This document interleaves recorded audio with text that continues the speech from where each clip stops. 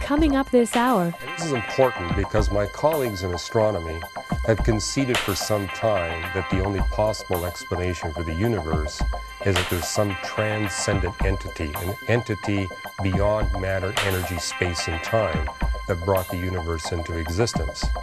Now, we would call that entity God, but they say, well, you know, we're just saying something that transcends space and time. But what this helps us do, this dark energy parameter, the fine-tuning level is so extreme, it forces us to conclude that this entity beyond space and time that created the universe must be a personal being.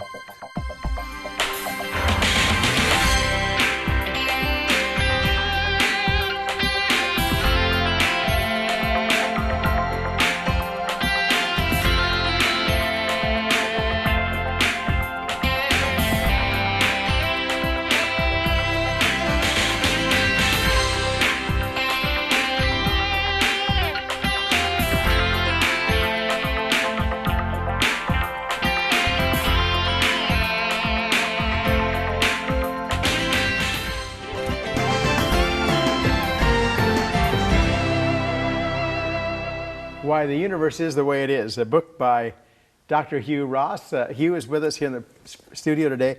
I'm looking forward to the program. You're going to enjoy it. You're going to be challenged. Well, I'm going to be challenged. You're going to enjoy the program. Hugh, good to have you with us. Well, thank you. Now, you've written a whole lot of books, and we'll get into all of that. But just by way of introduction, you were a Canadian. Are you still a Canadian? Sure. Both. And okay, and you live in the Los Angeles, greater Los Angeles area. Right. And you've lived there actually for most of your kind of married life. Since '73. Since okay, for a good chunk of time. Ever since I got my PhD at the University of Toronto. Okay, now what did you get your PhD in? Astronomy. So, okay. I mean, my parents say I was born to be an astronomer, so. Looking at the stars as a child. Right, right.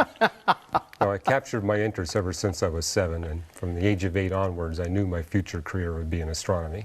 Are you serious? Right. I mean, it all started when I asked my parents the question, why are the stars hot?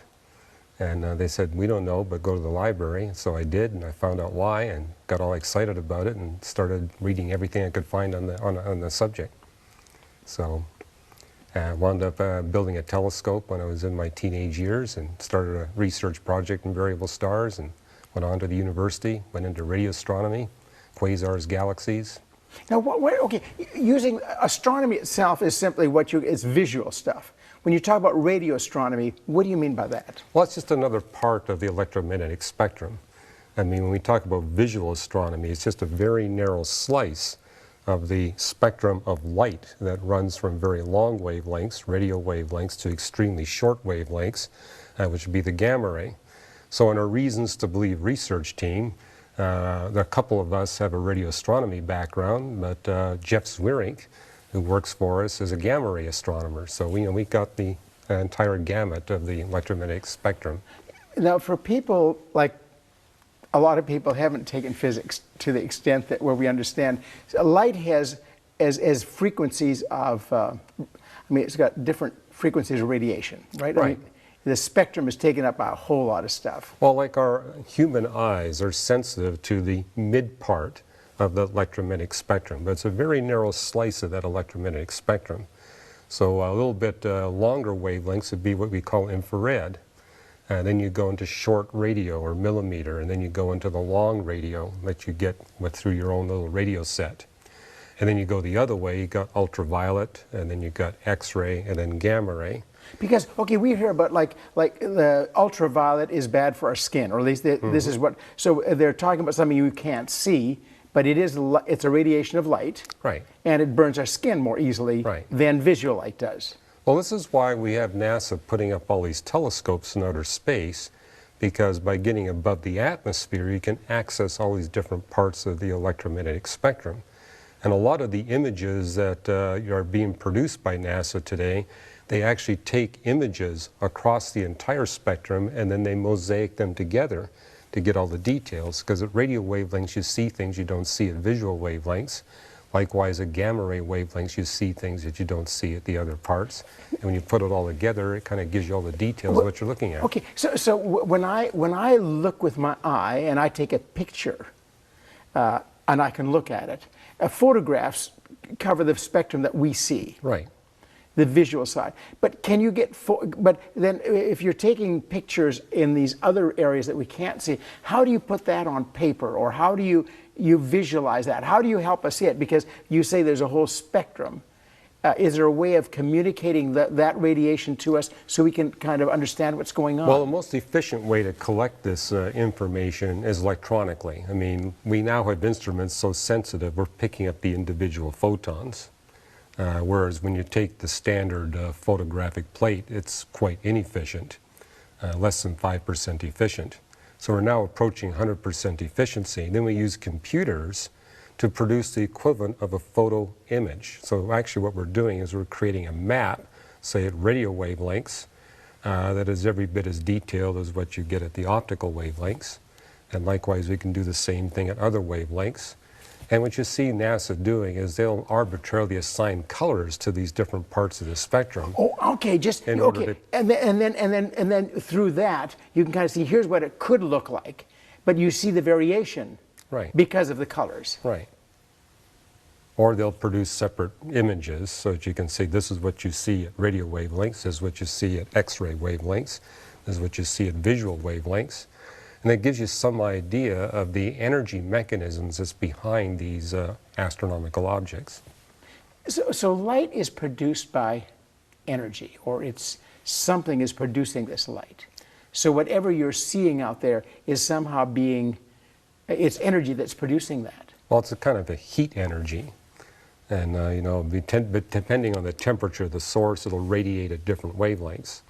So yeah, what we're looking at is basically heat sources. So, is that true for all astronomy? Sure. So you're either looking at heat sources or lack of heat sources.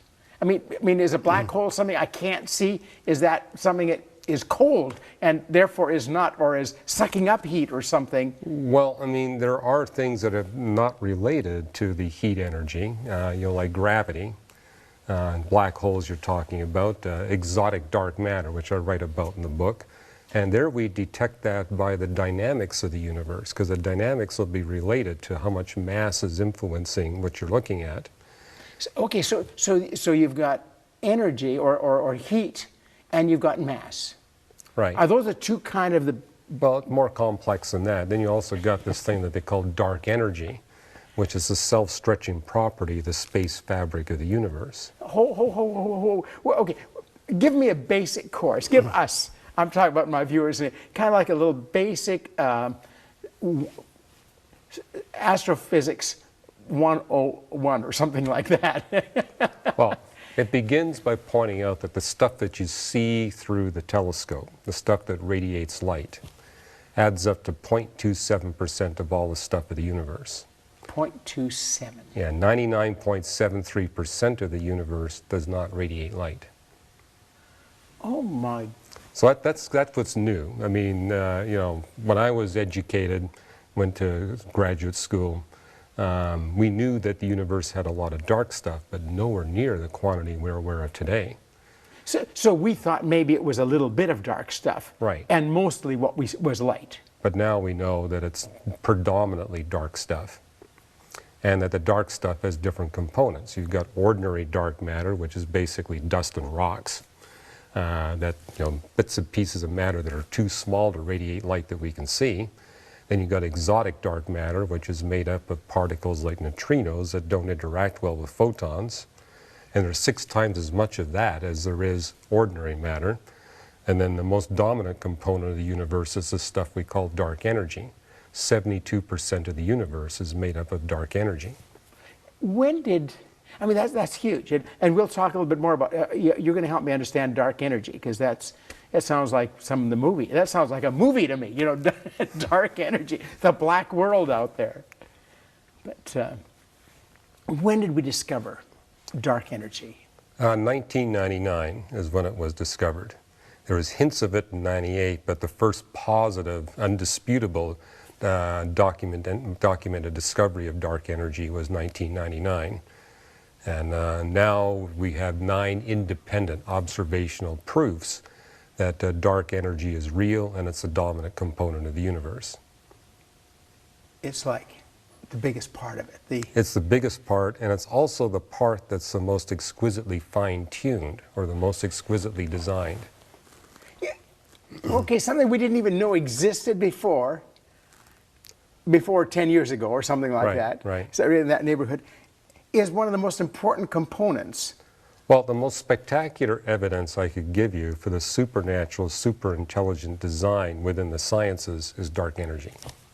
There's nothing within the sciences where we measure any greater fine-tuning design than the case is for dark energy. Okay, come on. Hugh, look, when I look at the human eye, when I look at the biology and so on, there's all the reason for me to say there's got to be a supernatural design going into Well, I'm this. not saying that there isn't more design in biology than there is in astronomy. Okay, I hear you. But in the astrology world, or astronomy world. Yeah, please. Yeah, I know. There's a huge difference between the two. But in the astronomy world, the dark energy, the intricacy of it, is comparable to maybe something that's incredibly intricate in the biological world. It's the most spectacular design that we can measure. The problem in biology is so much of the design is hidden from view because it's just way too complex. The beauty of astronomy is you're looking at relatively simple systems. And so we can measure the fine-tuning or the evidence for the supernatural with great rigor and precision, whereas often in biology that can't yet be done because of our lack of technology. Yeah, we're not there yet. We're not there we've yet. come so far, but compared to where you are in the astronomy world. By many orders of magnitude, dark energy gives us the most spectacular design evidence. I mean, if you were to vary the dark energy parameter by as little as 1 part in 10 to the 122, life would not be possible anytime, anywhere in the universe. Now, I was reading about this in your book. I mean, the book is fascinating to me. I mean, because you're talking about a fleck of paint off a wall. I mean, the weight of that, and said if that amount of mass wasn't there in the dark energy area, somehow life wouldn't be possible. I mean, I'm saying...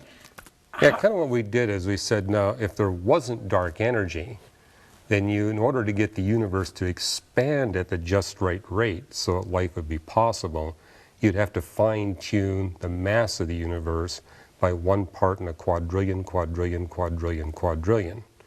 But with dark energy, it relieves that necessity for fine-tuning the mass of the universe to that degree, but now you're stuck with a fine-tuning requirement that's a quadrillion times greater than what we thought we were stuck with the mass. And that's why I'm saying the most spectacular evidence. And to put this in some point of comparison. Okay, help me understand this. I mean, you're an engineer. And so what I did in the book is I said, let's consider the greatest engineering achievement of mankind. And we may debate that a little bit, but I think probably the best example we have today is this amazing gravity wave telescope that was designed by Caltech and MIT physicists and financed by the US taxpayer. And then this machine is so extraordinary, it can make measurements to 1 part in 10 to the 23.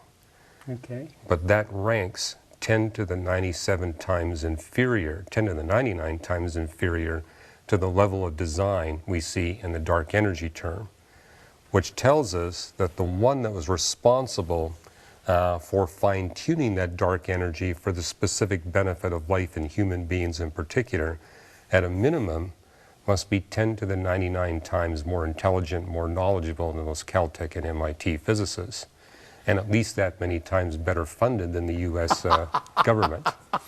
So, and this is important because my colleagues in astronomy have conceded for some time that the only possible explanation for the universe is that there's some transcendent entity, an entity beyond matter, energy, space, and time that brought the universe into existence.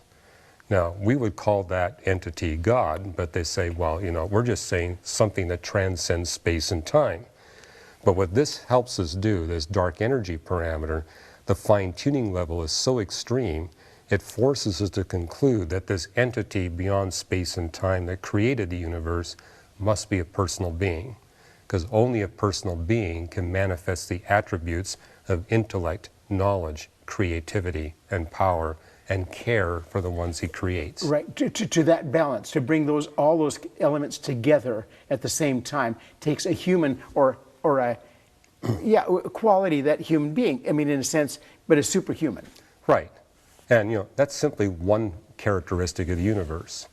There's actually 140 other different characteristics of the laws of physics in the universe that likewise must be extraordinarily fine-tuned to make human life possible, or its equivalent any time in the universe. Can I go back to Sure. this dark Energy. energy? And you mentioned about how fine-tuned that in order for life to exist. How is dark energy out there so important for me to live? I mean, why does that balance, that critical balance that you talk about, which is 10th and 99th time, and whatever that is, what makes life possible because of that, and wouldn't be otherwise? Well, dark energy is the dominant component that governs the expansion of the universe. Now, why does the universe have to expand for me to have life? Well, if the universe expands too slowly from the cosmic creation event, then gravity will collect all the bits and pieces of matter rather efficiently into black holes and neutron stars. In other words, a universe that expands too slowly will not produce the galaxies and stars we see. It will only produce super dense objects like black holes and neutron stars. Now, the density of matter in those neutron stars and black holes is such that molecules are impossible, atoms are impossible, even protons and electrons are impossible. So of course life would be impossible. Right, because we need all of that. Right. Right, okay. But if you expand the universe too quickly, now gravity is not powerful enough to collect any gas or dust into galaxies and stars. The universe would be nothing but dispersed gas. And if the universe is nothing but dispersed gas, again, life is impossible. In order to get the kinds of stars that are necessary to make life a possibility, and the kinds of planets that are necessary where that life could reside, the expansion rate of the universe must be exquisitely fine-tuned, not just over the average, but must be exquisitely fine-tuned at different rates throughout the entire history of the universe, which requires an extraordinary fine-tuning of this dark energy parameter. That's why it's got to be fine-tuned to that incredible degree. Okay, so take us through what we perceive, or what you, how would you describe then creation beginning? Because there was a beginning of creation. Right. What we're saying now is that there's been an ongoing expansion of something that started at a point in time. Right. Very clearly, the time began, and this thing happened, and it's been going on for billions of years right now. Right. Well, that's a consensus now in the astronomical community, that the universe really does have a beginning in finite time, 13.7 billion years ago, that the universe started off infinitesimally small and has been continuously expanding from that creation event. That it's a beginning of space and time itself. That is significant. I mean, many religions talk about the universe having a beginning. But it's God or gods creating within space and time that eternally exists. Yeah, what's unique about the Christian faith is it talks about when God creates the universe, He creates space and time at the moment He creates the universe. And that's something astronomers and physicists now recognize as true, that the beginning of the universe is the beginning of space and time itself. And the universe continuously expands from that cosmic beginning at a highly fine-tuned rate that makes life possible, and human life in particular. Okay.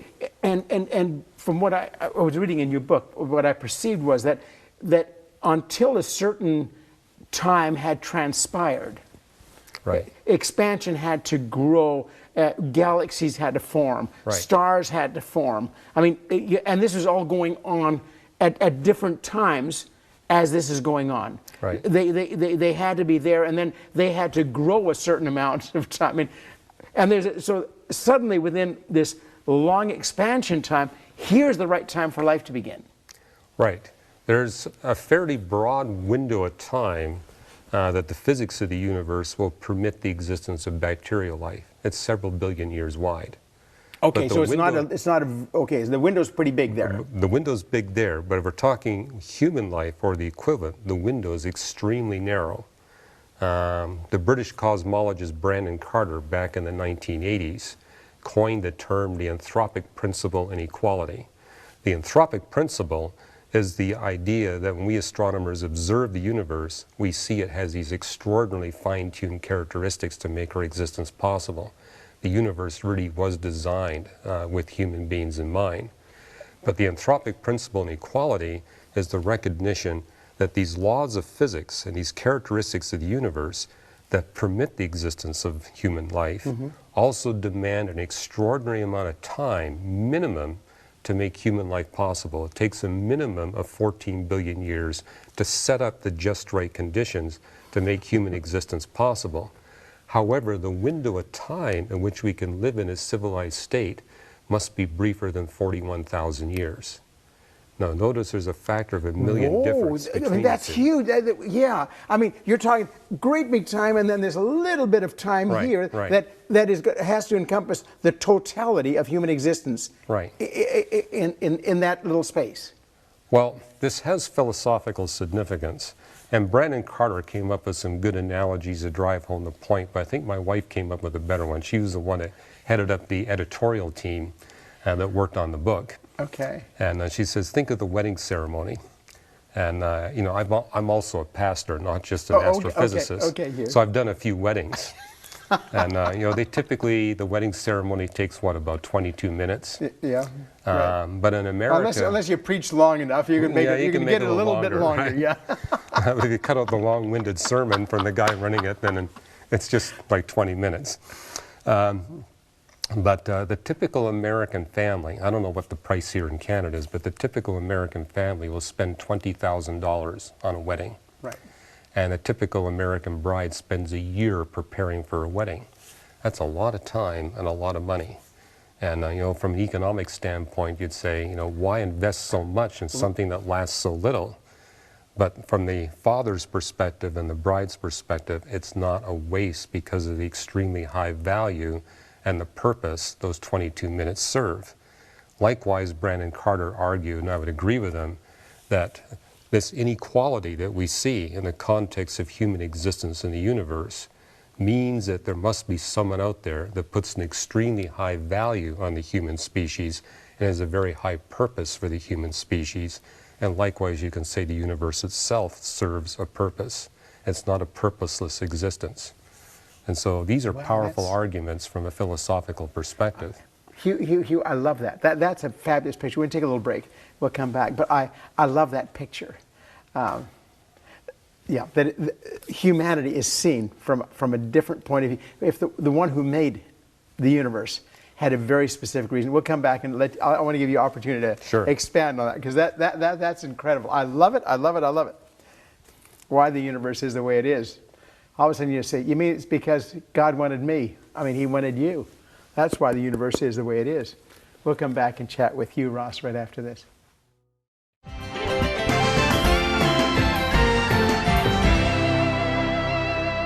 We're back with Dr. Hugh Ross.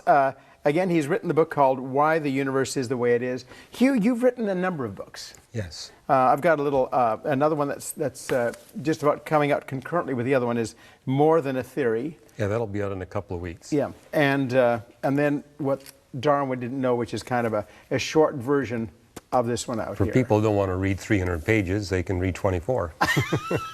But if you want all the details and the end notes, then you got to get the bigger book. You got to get the other, and all the fun stuff. Right. Yeah, I mean, this just says it, but here you can have fun going for it. Sure. Wanting to get back to, I made a statement in a church service that I was preaching at before I ever started television, and just said, you know why the world was, the universe was made. It says because God wanted you around. I mean, I made a statement to me. When I'm looking at the Bible, I think, God, why did God put the stars and everything else in the space? And I said, it's all about you. But you're not telling me that's absolutely provable in a sense. Well, I'm saying that that's one reason why God made the universe. And, my motivation for writing the book is that, this is the time of aggressive atheism. You got Richard Dawkins putting out the book, The God Delusion. A few months ago, I debated the particle physicist Victor Stenger at Caltech. And Victor Stenger has written, I think, a much better book in defense of atheism, which is God, the Failed Hypothesis. And, but both of these gentlemen, and also a number of other scientists writing from an atheistic perspective, look at the universe and say, the universe has the characteristics to make human life possible. And so if there is a God, he made the universe to provide a home for humanity. But that being the case, as we look at the universe, we would conclude he did a bad job of making the universe, because they would claim that they could do a better job of making the universe or designing its characteristics than God could. Therefore, the God of the Bible does not exist. Their proposition, they would do a better job? Well, well, they look at the universe and say, you know what, if God made this to provide a home for human beings, why did he make it so empty? In fact, Victor Stenger makes the point that as you look at the universe, our habitat space is limited to this one pale blue dot. And if there is a God out there, he's got us trapped in this tiny playpen. And why would a God that loves and cares for humanity restrict us to such a tiny habitat space? Right, when he's so expansive in other areas. Well, he said, look at this vast universe he made, and yet he made it all uninhabitable. That says that doesn't fit his idea of God. That's his idea. Okay. And then he looks at the evil and suffering. He says, if there's a God out there that cares for humanity and is all powerful and all loving, then why does he subject us to the laws of thermodynamics, which causes everything to decay? So that's why they say, from our perspective, he could have done a better job. And the fact that it has these characteristics tells us that the God of the Bible can't exist. But the fatal flaw in that line of reasoning is presuming that God has only one reason to make the universe. And so that's kind of the theme of why the universe is the way it is to lay out what we know from the science alone, independent of the Bible, about the different purposes for why the universe exists. And I go through 12. There may be more. Who knows all the reasons God has for making the universe, but there's 12 that we can nail down as reasons for why God made the universe the way he did. Okay. And it explains why we have to have all this decay, for example. The decay is critical from God's perspective. So I'm using this book as an answer to the aggressive atheists, but also as an appeal to people who do believe in God, saying there's a lot more going on in your life and in the existence of the universe than meets the eye. And we need to dig deep enough to see all the different reasons why God made the universe the way he did, and why we're subjected to the physics that we are.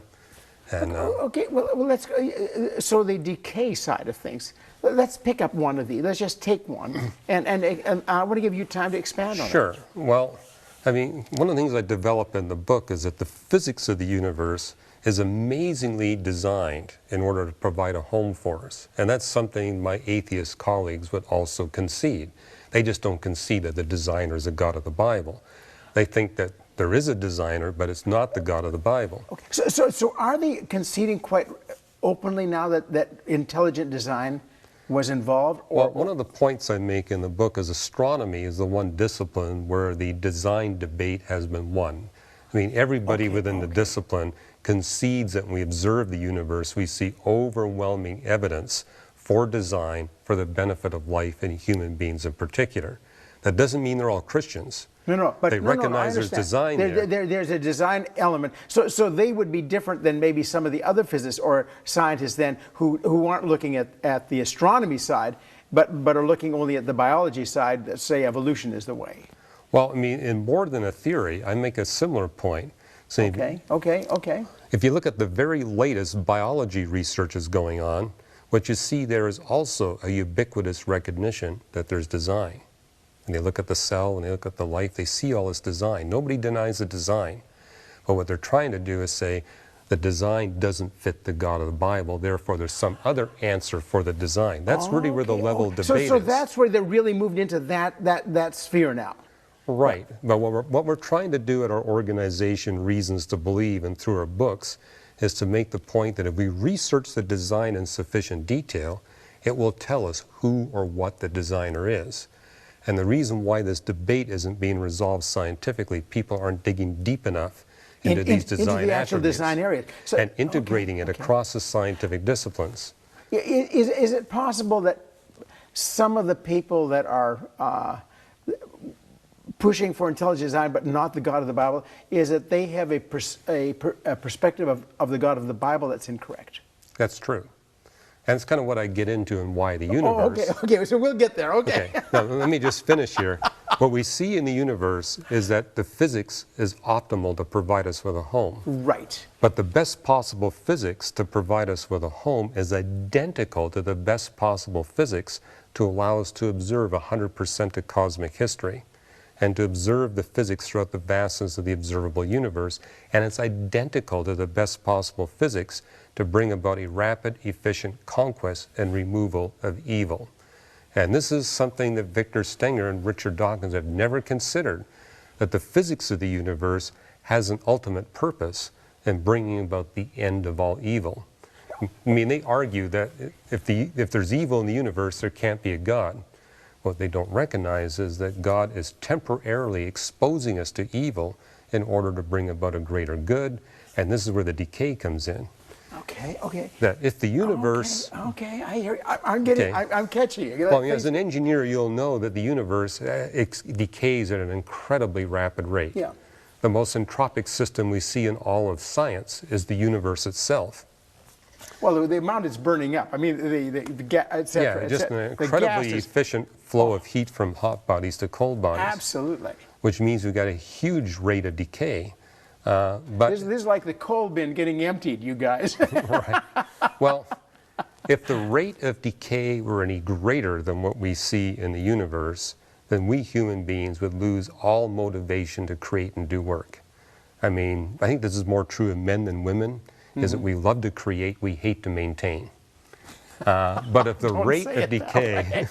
It's true. Well, it's true of me, I know that. I know it's true of me. Okay. And if the rate of decay were any greater, then we would give up creating at all, because anything we would make would immediately decay, and we'd be totally frustrated trying to reverse the decay. Right. And we would. I have to repair my house often enough as it is. I wouldn't want to have to do it more often than I do now. Right. Yeah. So if we made it any greater, then we would lose that motivation. On the other hand, if the decay rate were any less, then there wouldn't be adequate restraint on the expression of human evil, in the sense that the rate of decay is a powerful tool that God uses to keep human evil in check long enough for him to conquer it and remove it.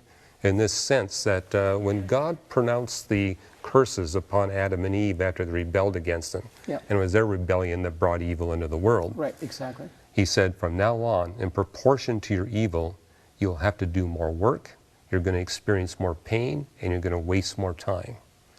Well, I don't know a human being on the planet that likes wasted time, extra work, and extra pain. We all try to avoid that. But the truth is that in proportion to the evil we commit, what we do is we hasten the rate of decay to such a degree that to reverse that, we have to do more work, experience more pain, and waste more time. And so the law of decay, the second law of thermodynamics, and this is laid out in the book of Romans, where God says that the entire universe is subject to this law of decay or law of frustration. And it's such that the more evil we commit, the more of those consequences we're going to experience. But I've got two sons, and as I've watched them grow up, I discovered that they're quite clever at transferring these consequences to someone else. And they especially like to transfer it to their mom and dad and make us get stuck with the extra pain, work, and wasted time. Yeah, when they're younger, we end up that way. Right.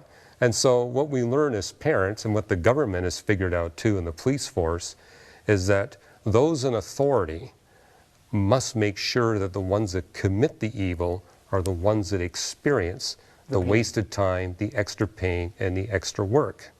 And so that's how we discipline our children. Because if we don't discipline our children, we get stuck with the extra pain, the extra work, and wasted time. But when you're inflicting it on them, you still suffer some of the pain. Oh, sure. And the wasted time because you're working at trying to keep them in their place. I don't know any parent that enjoys disciplining their children. It's hard work to discipline your children. But we're motivated to do it. The laws of physics actually motivate us as parents to discipline our children. Absolutely true. And if the decay rate were any less, we would lose that motivation and our children would run amok. And likewise, those who perpetrate evil would run amok as well because there wouldn't be adequate restraints on their expressions of evil. And so what we notice in the Bible, it tells us this law of decay is going to remain in effect until evil is removed once and for all. And then we enter a new realm, what's called the new creation. And the new creation, there is zero decay. No decay at all. The new heavens and the new earth. Okay. Right. Okay. So in the new creation, you're going to be able to create without doing any maintenance. Zero maintenance in the new creation. So as an engineer, that's got to make you really thrilled. No, but there's an expression of heaven then that I haven't, considered, a way of describing what's going to take place. Right. Because there will not be decay. I mean, we're subject to death. Here we're subject to rust and moth, and Jesus. Well, you got gravity pulling down your face as you get older and older. Yeah, I've noticed that. You've got electromagnetic radiation that's decaying everything around us. Your skin's getting older. Everything's getting older. Yeah. All that'll be gone in the new creation, but in this present creation, all that is critical in order to keep evil in check. So that comes in because of the evil. Right. Okay. Now, what you mentioned earlier on that the universe is designed in such a way that there can be an elimination of evil. I mean, right now evil is working. Right. And the planet actually, or the universe rather, not the planet, the universe is there to actually help keep evil in check. Right. That God designed the universe in such a way that though it may take billions of years to set everything just right so that human beings can exist, the physics is such that God the Creator can bring about the end of all evil in thousands of years, not billions of years. He's conquering evil quickly. And it's because of the physics of the universe that God can engineer a rapid conquest and removal of evil. And from our human perspective, there's a value in us being exposed temporarily to this evil and suffering because it's preparing us for a reward in the new creation that we could not receive if we hadn't gone through this test. An a crude analogy I develop in the book is what it's like to go through a university education. I got this little piece of parchment that says PhD on it. And anyone who has a PhD's got a similar piece of parchment. And basically, it's a guarantee that you'll never again have to be tested for your competency in that discipline. And it's based on the myth that you've already been subjected by your professors to the most difficult test possible within that discipline. Therefore, it's pointless to test you again. Okay, I hear you. Yeah. From a Christian perspective, we recognize that God on purpose is subjecting the human species to the most difficult tests possible. I mean, the story I tell in the book is here's Adam and Eve in the Garden of Eden. God certainly had the option of building a powerful fence around the garden and keeping Satan out for the rest of eternity. He chose not to do that. He purposely allowed Satan to come into the garden to test Adam and Eve. And of course he knew what would happen. I mean, Adam and Eve are no match for Satan. Satan was the most powerful creature he ever made.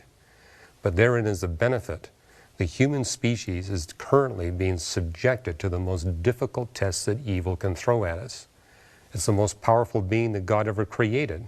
That's the one that's testing us with this evil. And we're also being tested under the most extraordinary, the most difficult of conditions. But another analogy I think that works, a really good PhD program is so difficult that the student, no matter how bright, no matter how hard that student works, will not pass unless he or she gets help from the professors.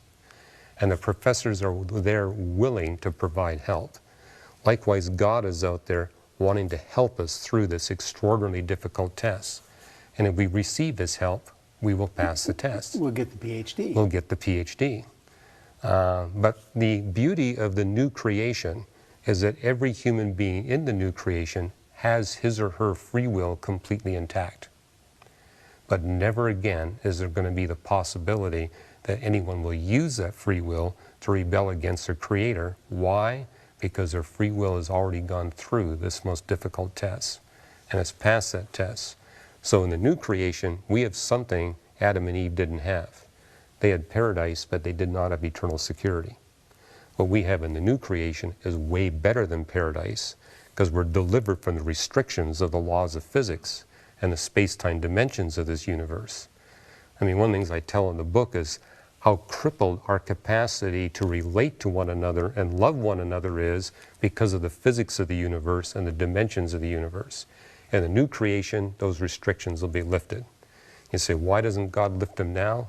If he lifted them now, we would abuse it for evil purposes. Again, the playpen analogy. There's a reason why parents put their little infant in the playpen. It's a way to keep that infant safe. And likewise, God on purpose has restrained us to a small habitat space. The little blue ball is very important. It's very, very important that we be in this tiny playpen and be restricted by all this physics. But it's not permanent. Just like an infant will grow up and then you take it out of the playpen and show it the whole world, likewise God is going to release us into this magnificent realm. But isn't it typical, Hugh, that we want to be released before our time? Oh, sure. Isn't it, the very nature of man is to try to escape his playpen, right, climb over the wall, right, before it happens. Before I mean, all ready. of science fiction is the dream that I can escape this right, before time. But then, but there's very little in Star Wars, etc., where evil isn't as bad out there or worse than it is in the playpen. Sure. And it's like raising our children. Our children are all impatient to grow up, and we as parents say, you know, it's going to happen fast enough. And likewise, God is telling us, look, it's only going to be a few thousand years. And then you got the rest of eternity. And so we need to be patient. And that's kind of one of my exhortations in the book, is that if we really understand what God's about, then we're not going to question him, and we're not going to question our restrictions. We're going to see this all as valuable. And you know, it's like the student going through a difficult PhD program. If you know the end rewards and understand the goals and objectives that the professors have for you, you can actually enjoy your education. I had fun as a graduate student. It was really a wonderful experience. Was it better than the undergraduate? Well, I enjoyed that too. I was going to say, I think you enjoyed all the studies. But you know, I think, and I've also seen this as a professor, is that the best students are those that really appreciate the suffering that I'm subjecting them to. And you know, that's my role as a professor. My job is to make my students suffer. Because without the suffering, they're not going to get properly prepared. And the good students know that. They're the ones that actually want to suffer more at my hand. They're saying, you know, please make the course harder because, you know, we want to learn this. And they're the ones that are demanding more time with me and more help from me. But you know what? That thrills me as a professor. Mm-hmm. When I've got students that are that motivated, they want my help. Well, it draws more out of you, doesn't it? It really does. You actually teach them I a whole learn lot. too. Well, that's right. We all do. We're running out of time. Sure. Hugh, this is a lot of fun. Hugh will be back with us he's with us for 5 days. Looking forward to it. So, Why the Universe is the Way It is book number 1. We've been talking primarily about the some material that's in this book. We'll get into more things tomorrow. He's also written a book called More Than a Theory, which deals with the whole area of creation, evolution. The creation, the evolution, and that whole model out there. It's more than just a theory. There's substance to it. And then a book called What Darwin Didn't Know, which is kind of a summary of this book here. And the point is that's for people that don't want to read more than 24 pages. Or more than 300 pages. Or more. Yeah, right. More than 24. More than 24. Anyway, we'll take. Hugh will be back with us tomorrow. Right now, we want to encourage you to stay with us. Here's more of It's a New Day. Coming up next time on It's a New Day. But the fact is, our human capacity to be able to observe 100% of cosmic history and to actually observe the cosmic creation event gives us the most compelling scientific evidence we have today that there must be a being beyond space and time that created the universe for the specific benefit of human beings. Turn up the truth in your life. Tune in to It's a New Day.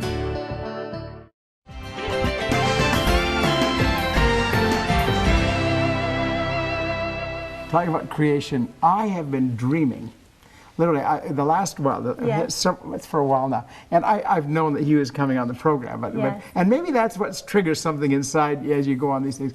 But I've been thinking of the extravagance of God's creation, how extravagant God is, because creation, if it's extravagant, is simply reflecting the one who made it. Yes.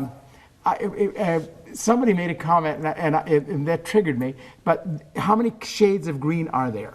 Oh my! And he says there is no end of the shades of green. And then I was thinking, okay, shades of blue, and then on our world goes. And I was thinking of that God. And that's just the power of light. Yeah, that's true. Sure. Yeah, but it's still the spectrum is broken up by the absorption. But this allows you to have all these colors. I mean, if I was, typically a man would make, if he was coloring, he'd have 13 colors or 12 or 8. Because a man doesn't know what mauve is or mauve or whatever that means. Haven't got a clue what, chartreuse. There's colors that are chartreuse is. I don't even know. I don't know. There's colors. We just make up names. Yeah. That's what it is. Yeah. But women seem to know more about these colors. But and I think a computer says we got 13 million different colors and so on. No, God's got infinite number of shades of every different color there is. He does. That's just one small little area. I mean, why is He so extravagant in creation? And why is here's one of my thoughts, is that people always are looking for life elsewhere. Oh, on other planets. Other planets, other galaxies. There's got to be life out there somewhere else. And I'm like, you know what? God is so extravagant. He continues to express creation in the universes beyond.